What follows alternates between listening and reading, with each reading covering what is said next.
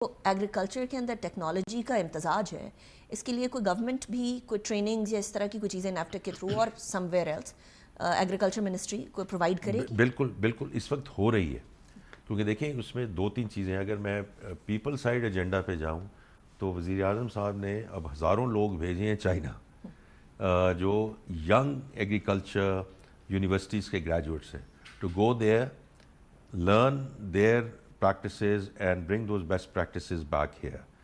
That's one. دوسرا یہ ہے کہ جو مشینری آنی ہے، اس میں ہارویسٹرز ہیں، اس میں ٹریکٹرز ہیں، اس میں ایک تو ہے نا جو یہاں بن رہے ہیں، لیکن جو اپنے نیکسٹ لیول کی جو مشین لانی ہے اس میں دس ٹائم اراؤنڈ ہم نے custom duty, additional custom duty, regulatory duty صفر کر دی ہے. پہلے بھی کم تھیں، اب جو تھیں ان کو بھی صفر کر دیا تاکہ this stuff can be imported.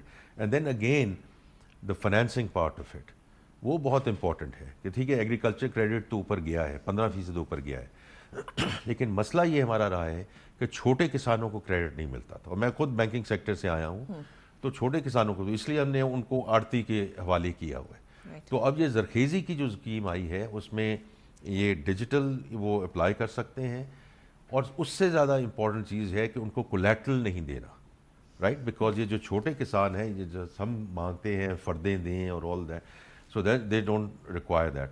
I do think this is going to become a very important game changer because financing. The last thing I want to say there, and that's where public-private partnership, کیونکہ آپ نے یہ بات کی ہے کہ آپ کیا کر رہے ہیں اور پرائیویٹ سیکٹر. ابھی انفرازامن نے جو کولڈ سٹوریج اور وہ جو ہیں سائلوز، ٹیمپریچر کنٹرول سائلوز، اس پہ کچھ 7.2 بلین کی بینکوں کے ساتھ مل کے کی ہے. That is going to be absolutely critical, because یہ جو ہمارا اناج ہے، جو ہمارا فروٹ ہے، اٹس ناٹ اونلی پنجاب، اس گلگت بلتستان، باقی جگہ جہاں آتے ہیں، جب تک ان کو سٹوریج اویلیبل نہیں ہوگا اور temperature control storage and the cold chains, that's where I think a lot of investment is coming in.